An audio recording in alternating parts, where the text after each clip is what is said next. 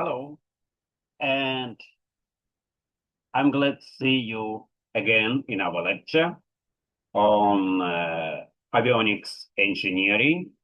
And let's start our lecture number 17.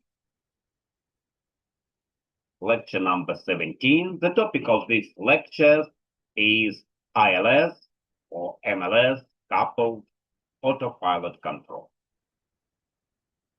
I hope you know and even remember that ILS is a radio-based approach guidance system installed at major airports and airfields where the runway lengths exceed 1,800 meters.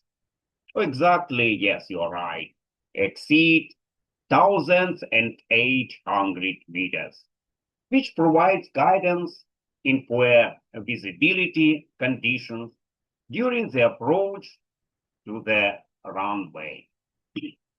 A small number of major airports are also now equipped with MLS, Microwave Landing System, MLS. MLS is a later and more accurate system which is superior in all aspects to ILS. But ILS, however, is a very widely used system, and it will be a long time before it is completely replaced. It will thus be supported and maintained for many years to come. And for now, I should be noted that the advent of satellite-based augmentation system SBAS, satellite-based augmentation system, exploiting differential GPS techniques, will be able to provide accurate and reliable approach path guidance in category 2 visibility conditions. This will be increasingly used in the future. The ground-based augmentation system, or SBAS, which is able to support category 3 operation, I think we will be described today in this lecture. The runway approach guidance signals from the ILS, or no matter maybe in MLS2, receives in the aircraft and can be coupled into the autopilot, which then automatically steers the aircraft during the approach, so that it is positioned along the center line of the runway and on the descent path defined by the ILS or MLS pins. The autopilot control loops are basically the same for ILS or MLS coupling, apart from some signal preconditioning. Space does not permit a detailed description of either system, and a very brief outline of the ILS system only is given, as this is the most widely used system. The ILS system basically comprises a localizer transmitter and a glide slope transmitter located by the airport runway, together with 2 or even 3 radio marker beacons located at set distances along the approach to the runway. The airborne equipment is the aircraft comprises receivers and antennas for the localizer, glide slope and marker transmission. The guidance geometry of the localizer and glide slope beams is shown in this slide.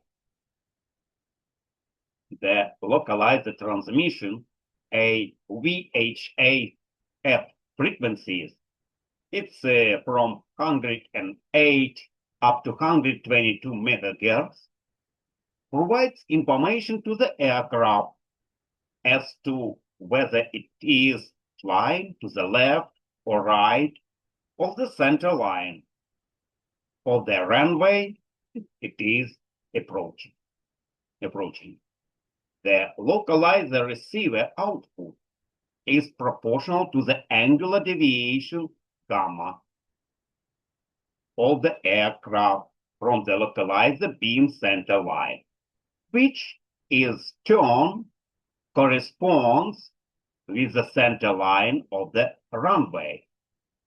The glide slope or glide path transmission is a UHF frequency, diapason between 329 up to 335 megahertz, and provides information to the aircraft as to whether it is flying above or below the defined descent path of nominality 2.5 degrees for the airport concern. The glide slope receiver output is proportional to the angular deviation gamma V of the aircraft from the center of the glide slope beam, which in turn corresponds with the preferred descent path. The signal of gamma L and gamma V signals is dependent on whether the aircraft is to the left or to the right of the runway center line, or above or even below the glide slope. The marker beacon transmission are at 75 megahertz. The middle marker beacon is located at a distance of between 1,000 and 2,000 meters from the runway threshold. And the outer marker beacon is situated at a distance between 4.5 and 7.5 meters from the middle marker. The inner marker beacon is only installed with an airport ILS system, which is certified to Category 3 landing information standard and is located at a distance of 300 meters or 1,000 feet from the runway threshold.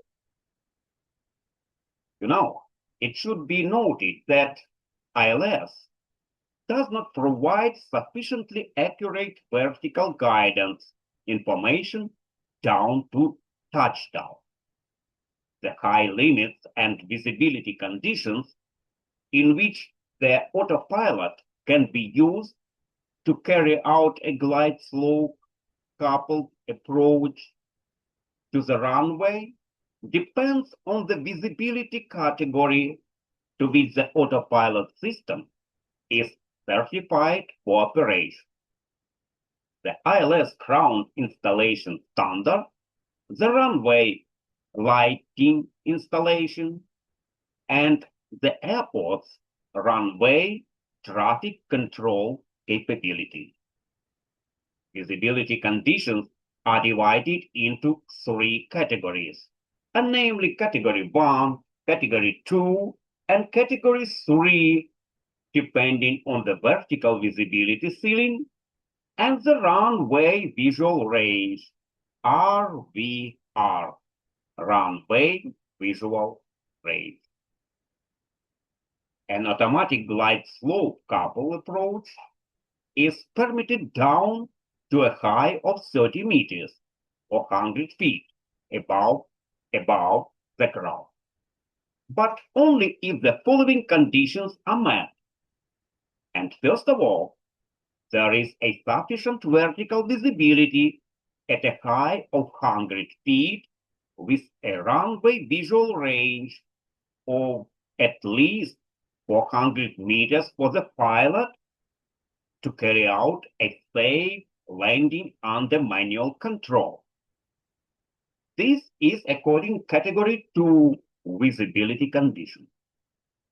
This minimum permitted ceiling for vertical visibility for the landing to proceed is known as the decision height, DH.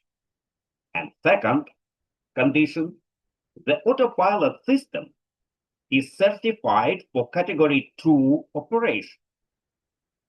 This will be explained in more detail a bit later, even during this lecture. But really, a fairly passive autopilot system is required.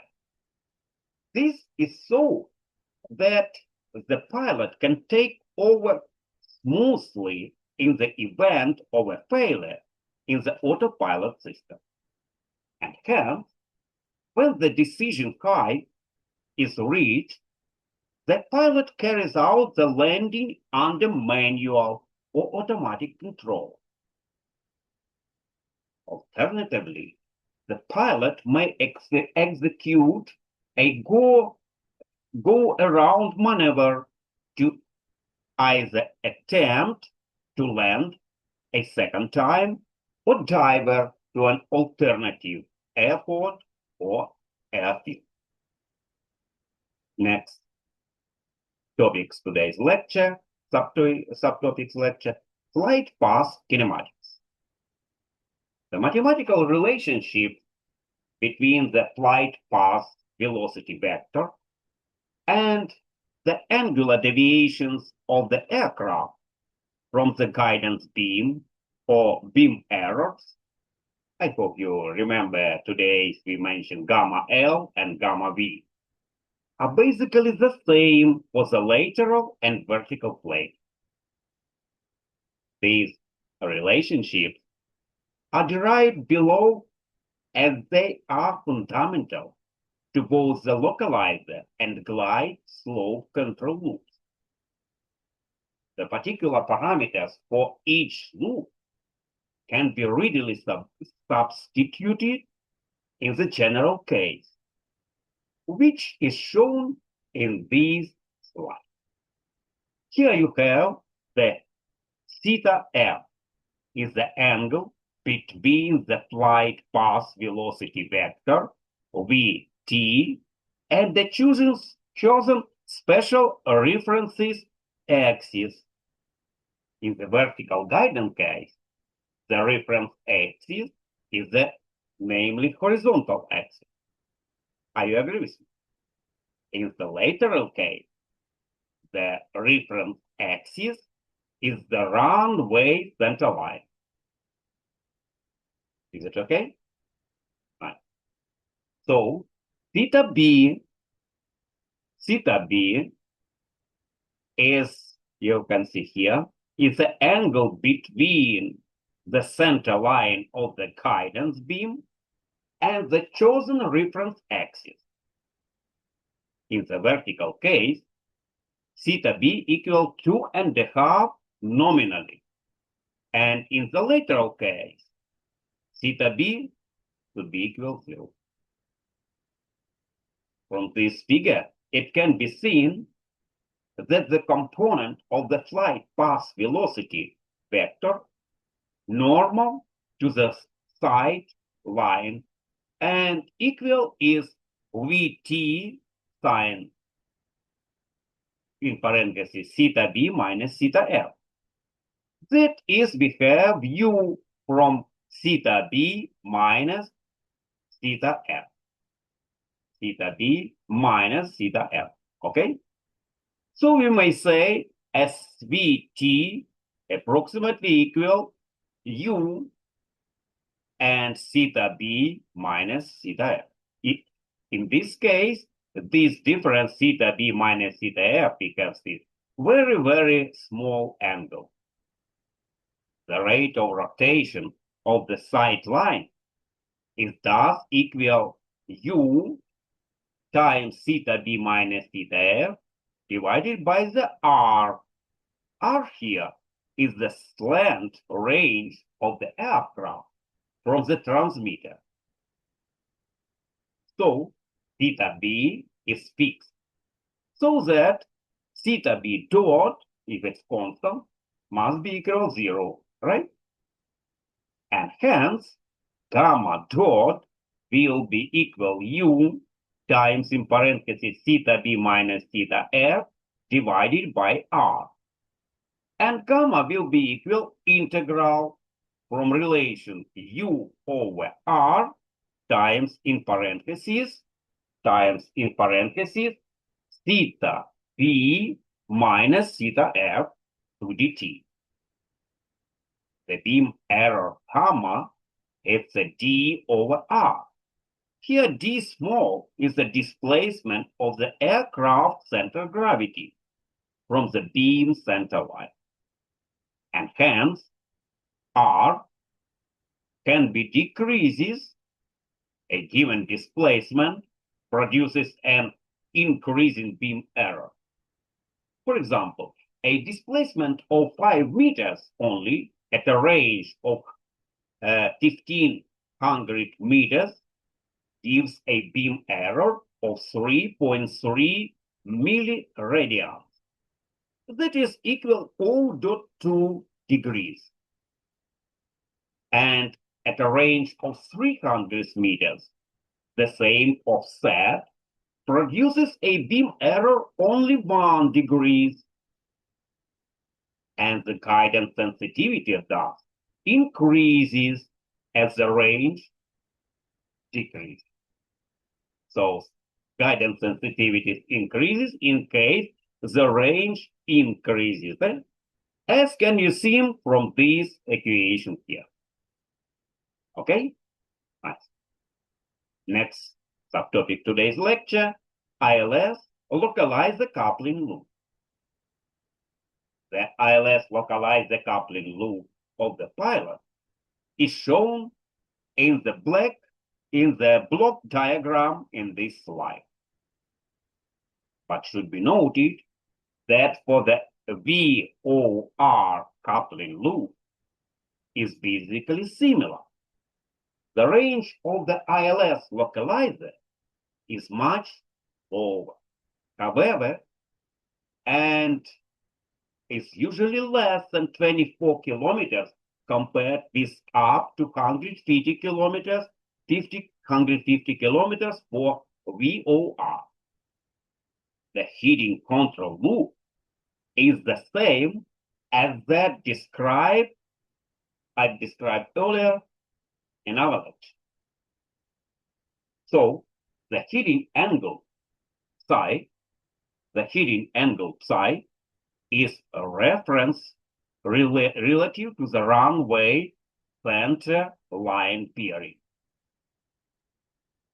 The flight path kinematics have been derived in the preceding part of our lecture. So, referring to equation we looked before, I'm just for 1 second show you, yes, and substituting the appropriate values of theta b and theta f, that is theta b equals 0 and theta f equals psi. So we may describe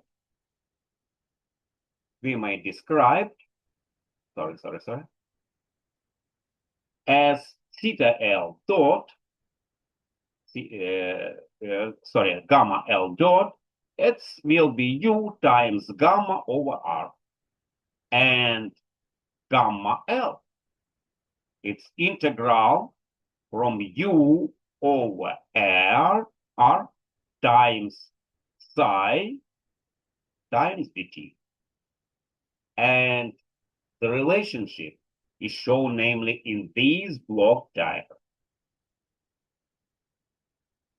But it can be seen that the loop gain increases as R decreases and will reach a point where the loop becomes unstable. Gain scheduling this range is thus required. Okay, it's okay. The localizer controller in the autopilot provides a proportional plus integral of error control and generally a phase advance term. But it should be noted that some filtering of the beam error signal, namely gamma L, is required to remove the 90 and 150 Hz modulation component inherent in the ILS system, and especially to attenuate the noise present. So this filtering inevitably introduces some loss. Okay. Next subtopics, ILS glide slow coupling loop. Now, the ILS glide slow coupling loop is shown in the block diagram in this slide. The pitch attitude command loop, which controls the inclination of the flight path velocity vector, is the same as the described in previous module for today's lecture. The flight path kinematics have been described several minutes ago, so we may write as theta f proportional from theta and alpha, where theta here is the aircraft pitch angle and alpha is the angle of incidence. Substituting the appropriate values as theta b equal 0.044 radian, it's namely 2.5 degrees, and theta f equals theta minus alpha, our equation yield in next form: gamma dot v proportional to u times parentheses we have 0.044 minus theta plus alpha, and all of that divided by the r. So hence we may write that the gamma v will be integral from u over r times parentheses 0.44 minus theta and plus alpha times dt. Okay, integral. As in the localizer coupling loop, the loop gain increases as the range, as you remember, decreases, right? And will ultimately cause instability. Gain scheduling this range is thus required. The airspeed U is controlled by an auto throttle system. I will explain you maybe at the end of this lecture or maybe in the next, and is progressively reduced during the approach according to a defined speed schedule.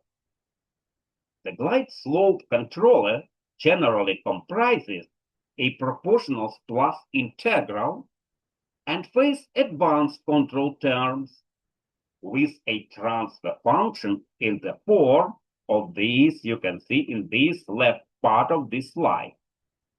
Corner. Kc times into parentheses 1 plus 1 over T1D and plus net 1 plus T2 over times D divided by 1 plus T2 over N times D. Here we have Kc is a controller scalar gain. T1 is integral term time constant. T2 is the phase advance time constant, and M is the phase advance gain. As with the localizer coupling loop, the filtering of the beam error signal, in our case it's gamma V, introduces lag. The noise present also limits the phase advance gain M. The mixing of inertially derived position and velocity information from the INS, if fitted with the ILS information in a suitable complementary filtering system using a Kalman filter, and can greatly improve the dynamic quality of the beam error control signal, and so they virtually eliminate the noise. The loop performance and stability are thus improved. And it can be also smooth the spatial noise and some of the kinks in the beam. Okay? Now, next subtopic, automatic landing. The previous module have described the automatic coupled approach phase of an automatic landing using the guidance signals from the ILS or even maybe MLS2 system for category 1 or category 2 visibility condition. The pilot, however, takes over control from the autopilot when the decision height is reached and lands the aircraft under manual control. Attempting to land an aircraft under manual control with decision heights of less than 100 feet, as in category 3 on the bottom of this slide, condition is very demanding because of the lack of adequate visual cues and the resulting disorientation which can be experienced. Now, there are only two alternatives for effecting a safe landing in such conditions. First, a fully automatic landing system with the autopilot controlling the landing to touchdown. A very high integrity autopilot system is required with failure survival capability provided by redundancy such that the probability of a catastrophic failure is less than 10 or 7 per hour. High integrity autopilot system capable of carrying out a fully automatic landing in category 3 conditions, which are now at a major stage of development, and large numbers of civil jet aircraft operated by major airlines worldwide and are now equipped with namely such systems. Second, of B category, the use of enhanced vision system with a HUD head-up display, as already described in the beginning of our lectures, namely number 3, using a millimetric wavelength radar sensor in the aircraft to derive a synthetic runway image. This is presented on the HUD together with the primary flight data, including the flight path velocity vector, and provides sufficient information for the pilot to land the aircraft safely under the manual control. The Suit Aviation FE-210 Caravella airline.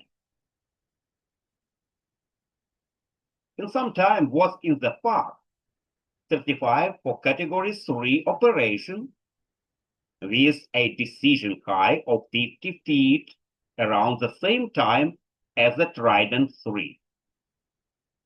The experience and the design methodologies developed on these pioneering systems, such as redundancy management and techniques such as failure modes and even effect analysis, have been of great value in subsequent programs and have been disseminated worldwide.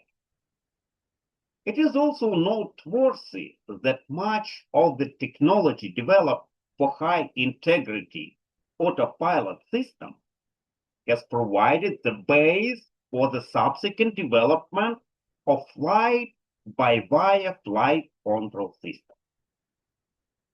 It is appropriate at this point of describe the visibility categories in greater detail and the autopilot capabilities for operation in these categories. Now we became to the visibility categories and autopilot requirements. As I just explained, the two basic parameters used to define the visibility category are the decision height. That is the minimum vertical visibility for the landing, to proceed, and the runway visual range. Upper table on the left corner, this slide, shows the various visibility categories. The safety and integrity requirements for the autopilot system to be qualified for operation in the various visibility categories and the limits on its operation, which are shown on the bottom table on the left bottom part of this slide. The flight path guidance systems must also meet the appropriate category standard and accuracy. For example, a Category 2 ILS system must provide accurate glide path guidance down to a height of 100 feet above the ground. The blue BLEU automatic landing system. BLEU automatic landing system, which you see in this slide, is divided into 4 phases from the time the outer marker radio beacon is reached. This is about 8,000 meters from the threshold. These phases are briefly described during several minutes. And first of all, final approach. This phase covers the approach from the outer marker beacon to the inner marker beacon. At the inner marker beacon, the aircraft flight path should be aligned with the defined glide path at a height of 100 feet above the ground, and also aligned with the center line of the runway. During this phase, the autopilot controls the aircraft flight path using the guidance signals from the ILS system. The aircraft height above the ground is measured by very accurate radio altimeters. Constant altitude. The guidance signals from the ILS are disconnected from the autopilot when the aircraft reaches a height of 100 feet above the ground.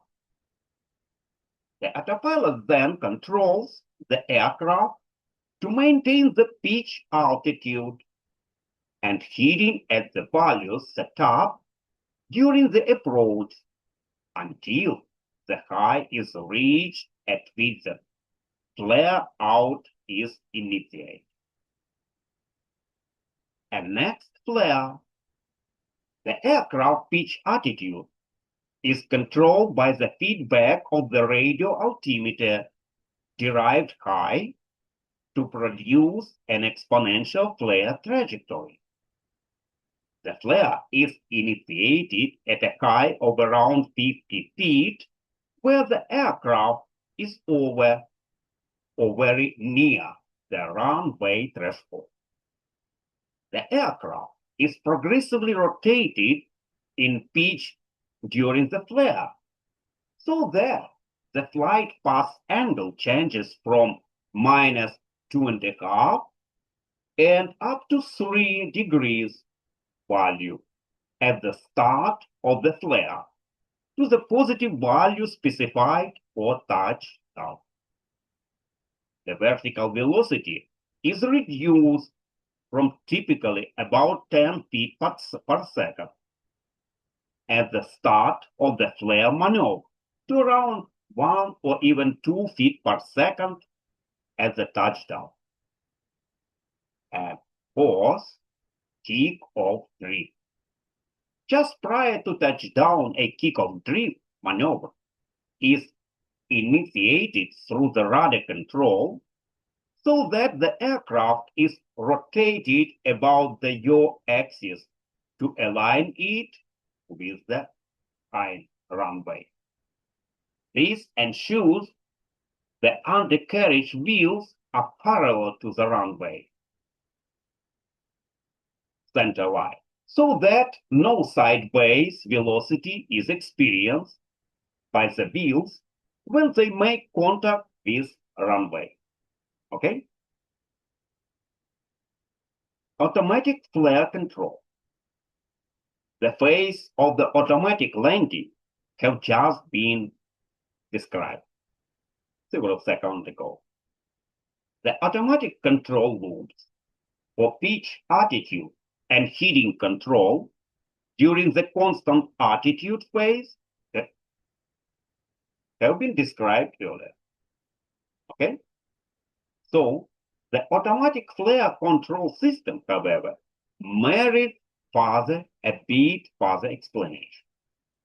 The mathematical law describing the exponential flare maneuver may be described in this first expression on the top of this slide. H dot proportionals minus K times H. H here is the aircraft high above the ground. K is namely constant. This solution of our equation may be described in the middle equation on this middle part. H proportional H naught times E exponent in term in power minus T small over T capital. Here we have H naught. This is the aircraft high above the ground at the start of the flare maneuver. And T capital is the time constant. Time T small here is measured from the start of the maneuver. The horizontal velocity component of the aircraft is actively equal to U, as the flight path angle is a small angle. Assuming U is constant, the trajectory will thus be exponential, as we can see here. The control law used for the auto flare will be as this bottom equation. H plus T times H dot must be equal H reference. H reference is a small negative high of bias, which ensures there is still a small downward velocity at touchdown. This avoids the long exponential tail to reach zero velocity and enables a reasonably priced touchdown to be achieved. As already mentioned a bit earlier, the auto flare is initiated at a height of around 50 feet, where the aircraft is over or very near the runway threshold, so that the radio altimeter is measuring the height of the aircraft above the runway. Low-range radio altimeters are used to ensure accuracy. Safety and integrity considerations generally dictate a triplex, or even so often last several decades, even quadruplex configuration of totally independent radio altimeters. The block diagram of the automatic flare control loop is shown in this figure, which also indicates the redundancy necessary to meet the safety and integrity requirements in the automatic landing system. The required control law response can be obtained by feeding back the rate of change of high suitability scaled by the required time constant. That is, we have as a T times H dot, together with the high measured by the radio altimeter. Altitude together with the radio altimeter. Okay? This is because the response of a closed loop system approaches the inverse of the feedback path transfer function if the gain of the forward loop is sufficiently high.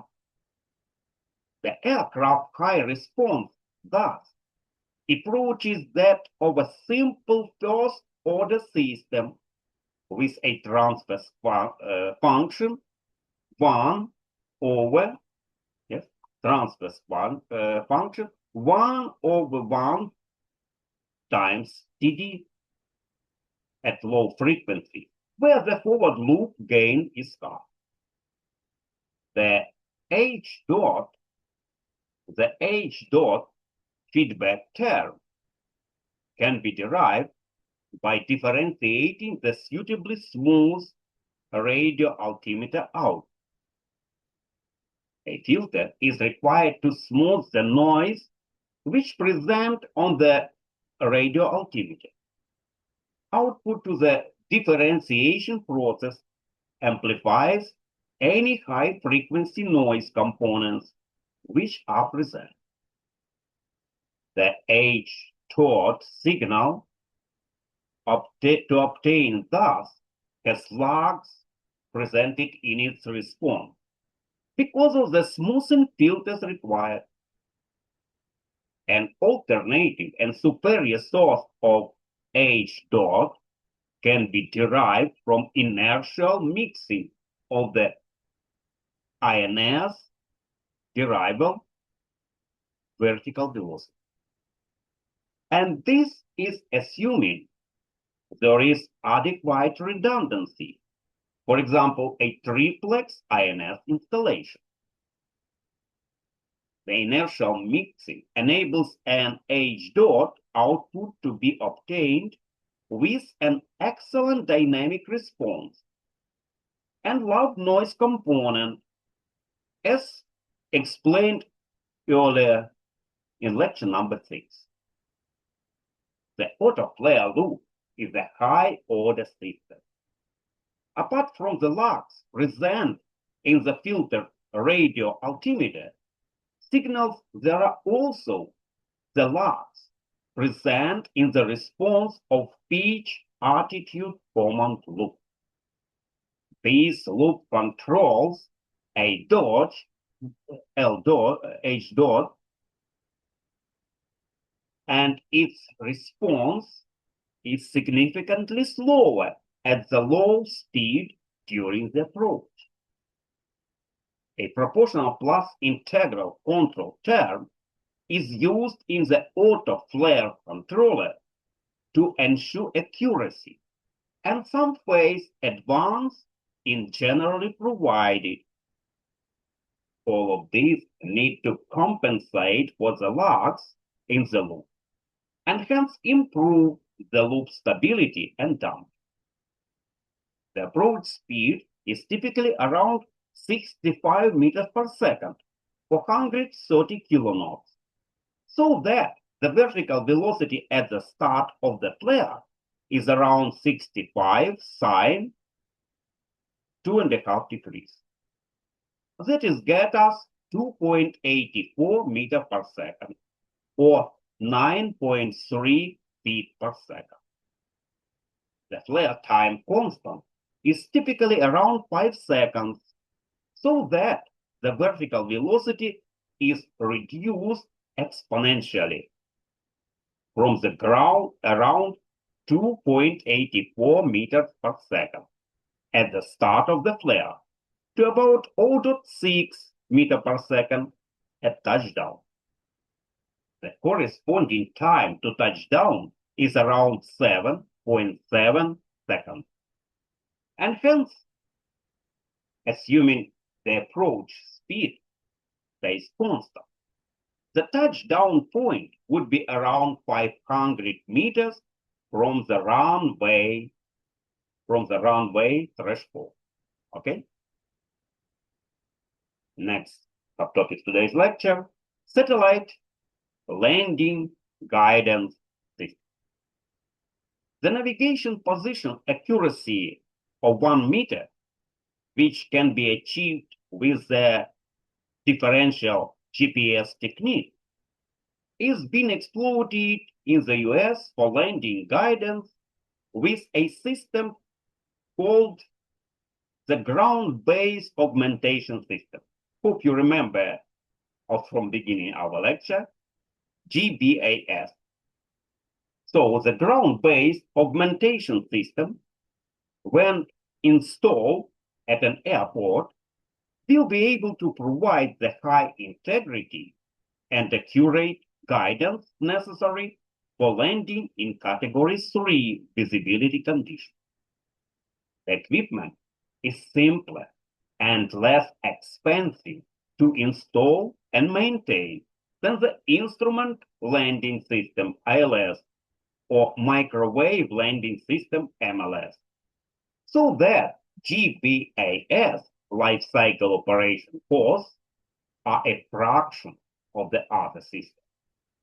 It is therefore an attractive proposition for the many smaller airports which are not equipped with ILS or MLS systems. It is also a more flexible system. For example, the final approach path need not to be limited to straight line approach, but can be carved or stepped horizontally or even vertically. The ground-based augmentation system is shown schematically in this slide. It consists basically of several GPS receivers connected to a base station in an equipment room. The base station processes the measurement from the GPS receivers, determines the differential correction, estimates their quality, and broadcasts this information to nearby aircraft. In addition, the coordinates of the final approach path are transmitted to the aircraft. The control laws exercised by the autopilot during the automatic landing are basically similar, whether the guidance is provided by an ILS or MLS, or no matter, even as a GBAS. The flight path kinematics or align the aircraft flight path with the commanded flight path are the same, whether this is defined by a radio or microwave beam or even GBAS. The signal from the GBAS are tailored to provide an ILS look-alike guidance for the pilot's display in terms of their sensitivity. This is to maximize pilot and operator acceptability.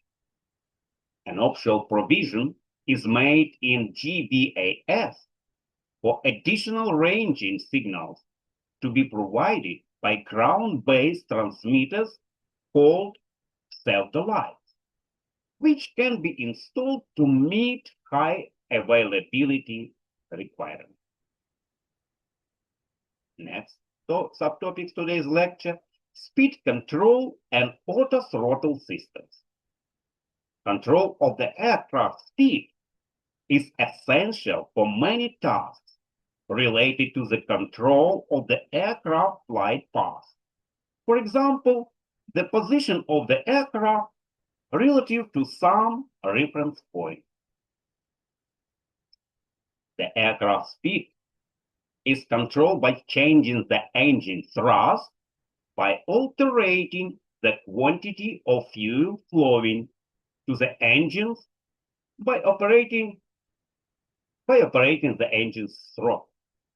Automatic control of the aircraft's airspeed can be achieved by a closed-loop control system, whereby the measured airspeed error is used to control throttle servo actuators, which operate the engine throttles. The engine thrust is thus automatically increased or decreased to bring the airspeed error or near zero and minimize the error excursions resulting from disturbances. A typical airspeed control system is shown in the block diagram as you can see in this slide.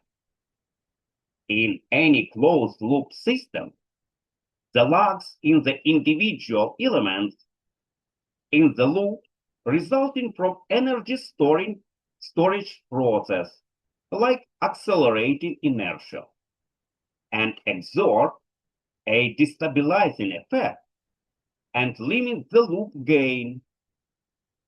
As a result, hence, the performance of the automatic control system. The dynamic behavior of the engine over the range of flight conditions, the throttle actuator response, and the aircraft dynamics must thus be taken into account in the design of the speed control system. The response of the jet engine thrust to throttle angle movement is not instantaneous and approximates to that of a simple first-order filter with a time constant, which is typically in a range of 0.3 up to 1.5 seconds, depending on the thrust settings and flight conditions. Clearly, the lag in the throttle servo actuator response should be small compared with the jet engine response. Okay? The aircraft dynamics introduces further lags as a change in thrust produces an acceleration or deceleration, no matter, so that an integration is inherent in the process of changing the airspeed. The derivation of airspeed from the air data system can also be involved a lag. The rate of change of forward speed, in our case U signal, yes, forward airspeed,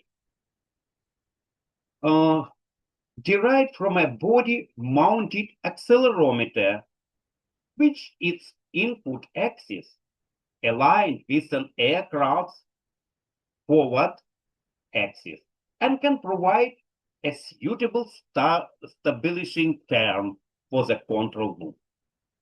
So in this case, we may say that the U term could also be provided by a strap-down AHRS or INF.